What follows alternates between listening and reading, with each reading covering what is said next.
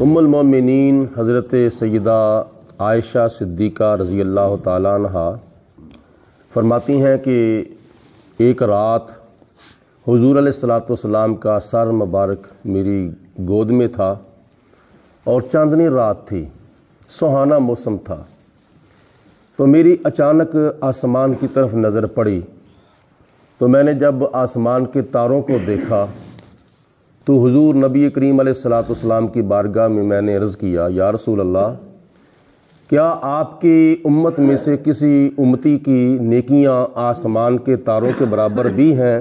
تو حضور علیہ الصلوۃ والسلام نے فرمایا، عائشہ ہاں ہے یا رسول اللہ، وہ کون سا خوش نصیب آپ کا امتی ہے جس کی نیکیاں آسمان کے تاروں کے برابر ہیں؟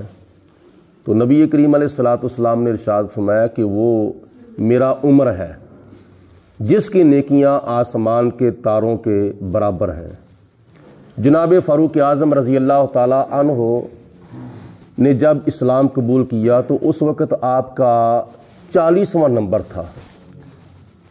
39 افراد آپ سے پہلے مسلمان ہوئے تھے، تو 40ویں نمبر پر جناب فاروق اعظم نے حضور علیہ الصلوۃ والسلام کا کلمہ پڑھا تھا۔ اس وقت سے لے کر شہادت تک آپ نے اتنی نیکیاں کیں، اتنی نیکیاں کیں، اتنی نیکیاں کیں کہ وہ گنتی سے باہر ہیں، وہ لا تعداد ہیں، وہ بے حد و بے حساب ہیں۔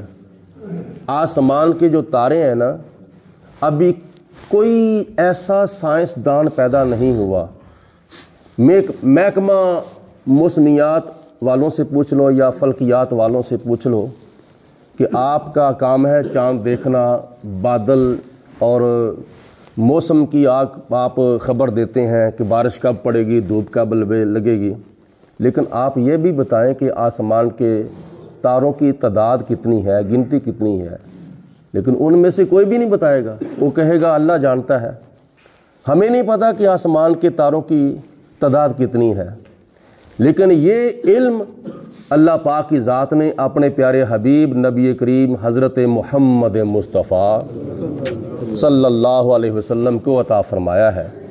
آسمان کے تاروں کی تعداد ذاتی طور پر اللہ جانتا ہے، اور اللہ کی عطا سے ہمارے پیارے آقا نبی کریم علیہ الصلوۃ والسلام جانتے ہیں۔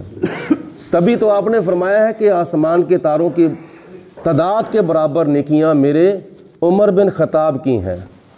ایک تو بات یہ معلوم ہوئی کہ نبی پاک علیہ الصلوۃ والسلام کو اللہ پاک نے آسمان کے تاروں کی تعداد کا علم عطا فرمایا ہے۔ دوسری بات یہ معلوم ہوئی کہ جناب فاروق اعظم کی نیکیاں جو ہیں وہ ہماری گنتی سے باہر ہیں، یعنی ہم ان نیکیوں کا احاطہ نہیں کر سکتے۔ اور پھر جب حضور علیہ الصلوۃ والسلام نے یہ بتا دیا تو پھر جناب عائشہ صدیقہ رضی اللہ تعالیٰ عنہا نے نبی پاک علیہ السلام کی بارگاہ میں عرض کی، یا رسول اللہ، اگر آسمان کے تاروں کی تعداد کے برابر نیکیاں عمر کی ہیں تو پھر میرے باپ ابو بکر کی نیکیاں کدھر گئیں؟ پھر حضور علیہ الصلوۃ والسلام نے ارشاد فرمایا کہ اے عائشہ، آپ کو پریشان ہونے کی ضرورت نہیں ہے، آپ کو غمگین ہونے کی ضرورت نہیں ہے اس معاملے میں۔ اگر آپ کے دل میں یہ خیال آیا ہے نا کہ میرے باپ کی نیکیاں پھر کدھر گئیں، تو سن لو، حضور علیہ الصلوۃ والسلام نے فرمایا کہ جناب فاروق اعظم رضی اللہ تعالیٰ عنہ کے کلمہ پڑھنے سے لے کر ان کی شہادت تک ساری زندگی کی نیکیاں جو ہیں وہ جناب حضرت سیدنا ابو بکر صدیق کی ایک نیکی کے برابر ہیں۔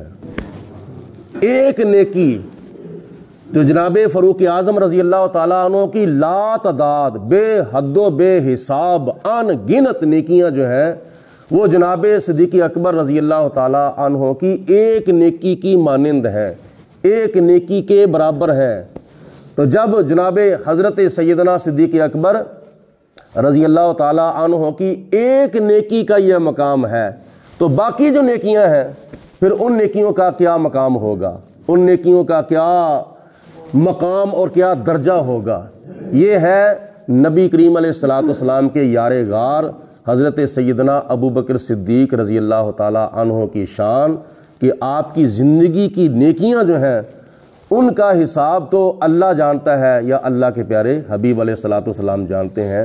بات کرنے کا مطلب یہ ہے کہ یہ نیکیاں جو ہوتی ہیں نا، یہ قبر کا ذخیرہ ہے اور آخرت کا سرمایہ ہے۔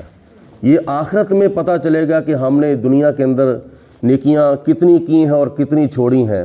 جان بوجھ کے نیکی چھوڑ دینا یا جان بوجھ کے نہ کرنا یہ بڑی محرومی والی بات ہے، بلکہ نیکی تو پہنچ کے کرنی چاہیے، کوشش کر کے نیکی کرنی چاہیے کہ یہ نیکی ہماری کہیں ضائع نہ ہو جائے، یہ نیکی سے ہم کہیں محروم نہ ہو جائیں۔ ایک نیکی کرنے کا بندے کو موقع ملا ہے، وہ نیکی کرتا نہیں ہے تو پھر بد نصیبی ہوئی، اور نیکی کرنے کے بعد پھر ایک اور ذمہ داری بن جاتی ہے، وہ یہ اس نیکی کو سنبھال کے رکھنا چاہیے، اس نیکی کو ضائع نہیں کرنا چاہیے، کیونکہ بعض گناہ ایسے ہوتے ہیں جن کی وجہ سے کی ہوئی نیکیاں جو ہیں وہ ضائع ہو جاتی ہیں۔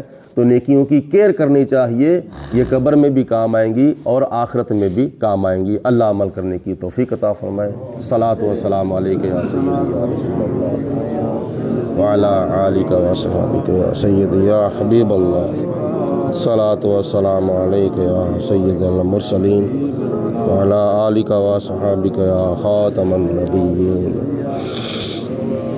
اللہم صلی علی سیدنا و مولانا محمد وعلی آل سیدنا و مولانا محمد وبارک وسلم۔ ربنا آتنا فی الدنیا حسنۃ وفی الآخرۃ حسنۃ وقنا عذاب النار۔ حسبنا اللہ ونعم الوکیل، نعم المولا ونعم النصیر۔ لا الہ الا انت سبحانک انی کنت من الظالمین۔ اللہم ربنا اغفر لی ولوالدی وللمؤمنین یوم یقوم الحساب۔ اللہم انک عفو تحب العفو فاعف عنا۔